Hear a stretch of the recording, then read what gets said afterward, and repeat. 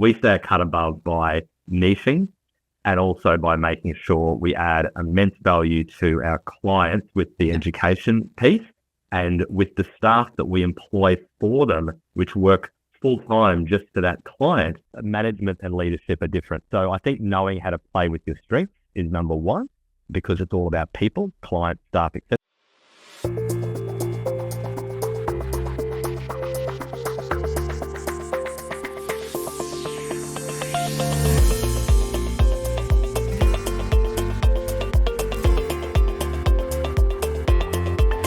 Talk us through the journey setting up People Partners and what People Partners is all about. Yeah, People Partners has been quite a long journey for myself and my business partners. So People Partners, first of all, for those of you that don't know, is an outsourcing and offshoring company.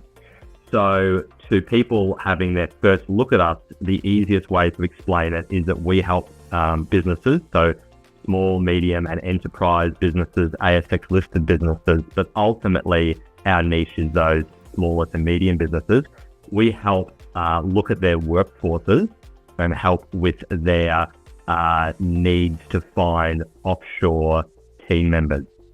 Now, in and amongst that, there's a lot of work that we do regarding our mission, because our mission, and it comes into the name of People Partners, is helping people. So we help businesses become more efficient and more profitable.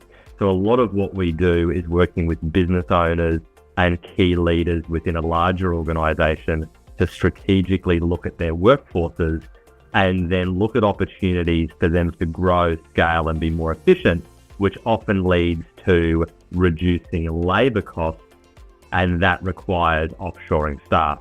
Now, our focus is in the Philippines. We've been there for the better part of 14 years now. And also South Africa is also where we do it. But we spend a lot of time, we are an employer of choice in both Philippines and South Africa because of our work investing in those team members. So you'll probably have a lot of questions about this, but a key thing to also recognize is that a lot of our work is, working with those owners and those leaders, because there are roles that will always need to remain here in Australia, or, for our US clients or our Singapore clients, etc., they have to remain in country. But there's roles that, because there's either a high labor cost or because they just can't find the right people, that's when we look to have those opportunities for them offshore.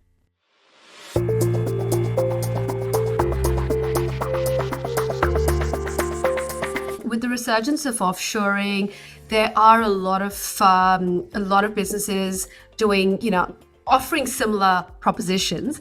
I'm curious, how do you continue to differentiate yourself and stay a cut above the others? Over the years, it really, often we only hear about competitors if someone else raises them with us. It's surprising. It is an industry that has grown and exploded over the last couple of decades, but you'd be surprised we don't run into each other very often, and those that we do, we're kind of friends, so we've got through the same struggles. But in terms of what we do, a couple of things. So first of all is from a business owner, CEO, C-suite, manager point of view, so all the leaders we work with in an organization, we focus a lot on their education. So many of the businesses we work in, if they're a small to medium-sized business, they've never offshored or outsourced before. So it is a lot of education about how it works. And in some cases, when they're a micro business, and there's a couple of niches where we work with micro businesses, the only way they can scale is by using us. Okay.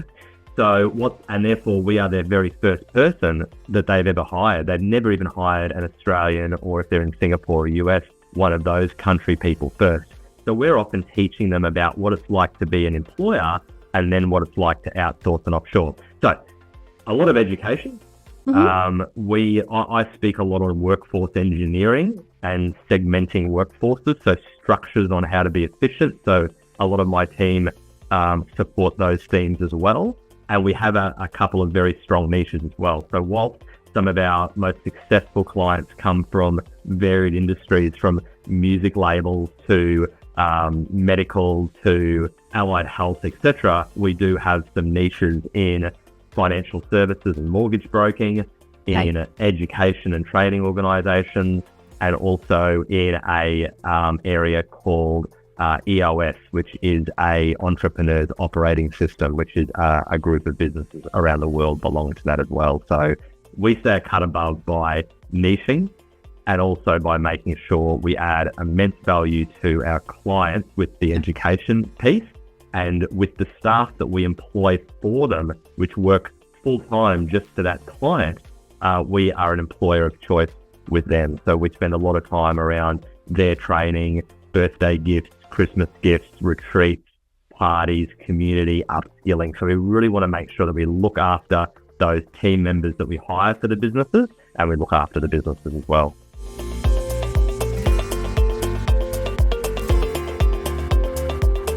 We've got a lot of small and medium-sized businesses on Backbone whom I'm guessing have never offshored previously. Yep. And with lack of education, I suppose, comes sometimes misconceptions. Are there any common misconceptions or myths that you come across a lot that you want to bust right now? Yeah, and it is interesting. I think, so first and foremost is in Australia, our experience with outsourcing or offshoring is often a call centre. So I think the biggest misconception, it doesn't happen as much as it used to, but Okay. it's still the belief that it's a call center mentality. So I could say that across all of our niches, probably only every client, but actually I'll put it this way. Most clients do not have a voice or a client-facing role. And out of all of our clients that have, 1, 2, 3, 5, 20, 50 people that they will employ in their team through us, they might only have 5 to 10% of voice roles or customer-facing roles. And it requires a different recruitment process, etc. So the biggest misconception is that outsourcing and offshoring is only for voice roles and it's only in a call center. And that's not what it is. Most of our work really with clients is around their needs for administration needs, CRM needs, email marketing, social media marketing, bookkeeping, accountants, executive assistants, and a lot of the other niche work we do within niches. So I think that's one thing. And therefore that will get away from the accent issue. But the funny thing is, Cav, is that, you can imagine most business owners in Australia, most entrepreneurs, aren't always Anglo-Saxons. We know that a lot of business owners and entrepreneurs are, of course, first generation Australians, if not, the original. So subsequently, the accents of our clients can be stronger than the neutral accents of their Filipino or their South African staff. And of course, accents don't matter when someone's doing marketing, accounting, bookkeeping, admin, customer care, etc. So that's probably the biggest one.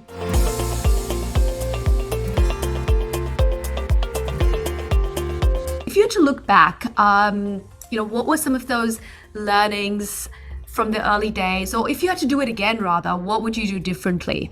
So first of all, you're right. Myself and my business partner, we met 26 years ago now at the University of Queensland. We met doing our first degree.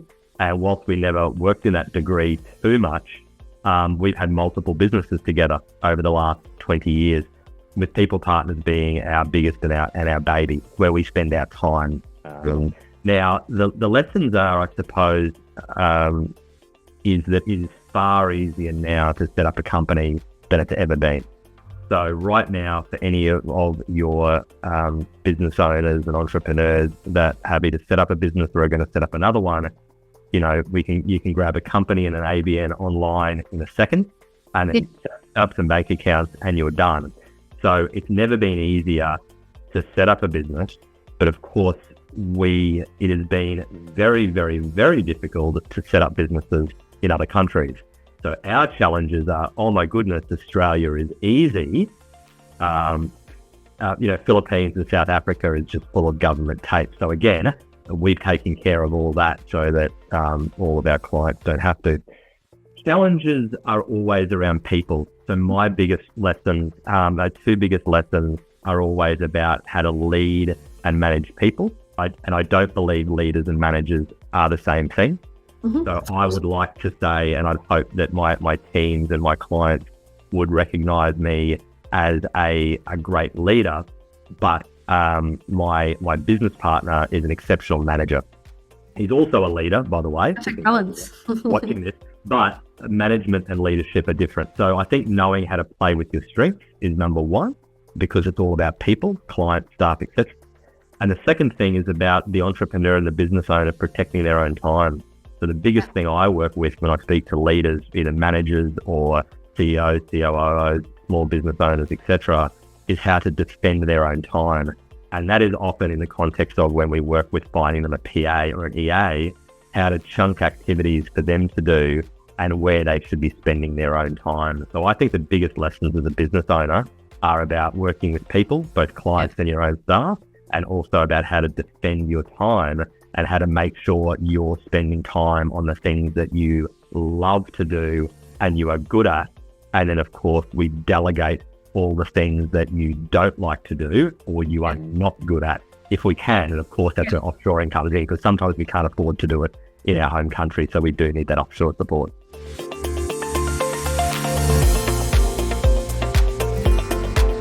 So with your leadership style, I mean, how would you describe it?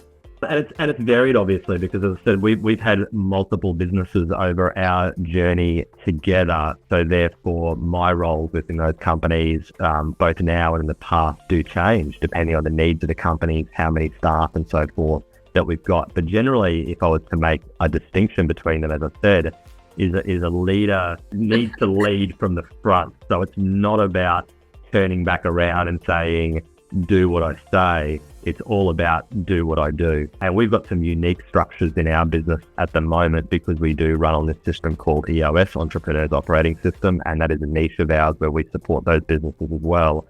Whereas, as I said, management is all about, so leadership obviously is moving from the front, follow what I do, leading by example. Now, management, of course, should be that as well. But management and leadership, so it is a bit mixed, but there is a real need to be able to work on growing your leaders. So working with your staff, making sure that they fully are educated, they're competent, and then of course over the weeks, months and years, growing your leaders and then having your leaders grow as leaders. But there's a lot in there.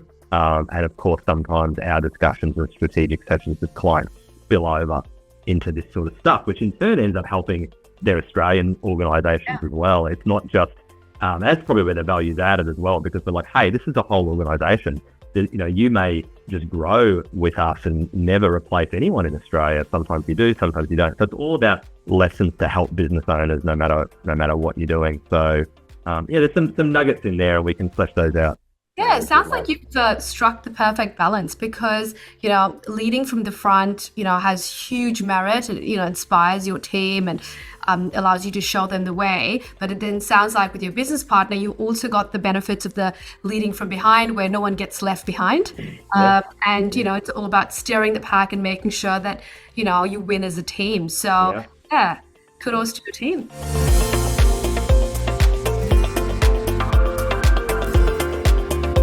It's been a very short time, but you and your business partner recently joined the Backbone ecosystem. Curious, what are your initial thoughts about what we're doing so far? We love it, and there's a few reasons for us being part of that. So our marketing team and our marketing leaders see massive value in being able to communicate and have a voice where possible in the platform. I personally, I sit now as a position of a CGO or a Chief Growth Officer in our company. And a lot of my work now involves keynote speeches, being a thought leader on workforce engineering, subject matter expert, etc. So I love the opportunity to hear both the successes and challenges of small to medium businesses. So what you're trying to do, giving businesses a real opportunity to connect, to learn from each other, to potentially work together, or to at least hear about successes, failures, challenges,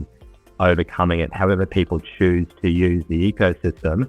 I think that is just crucial for the success of people, because we learn from colleagues, we learn from experiences, we learn from books, we learn from podcasts. So having exposure to like-minded people, and there's a lot of groups out there. I speak for a lot of them, but there's good ones and there's not so good ones. So being able to have a platform that you resonate with to both add value to and get value from makes all the difference.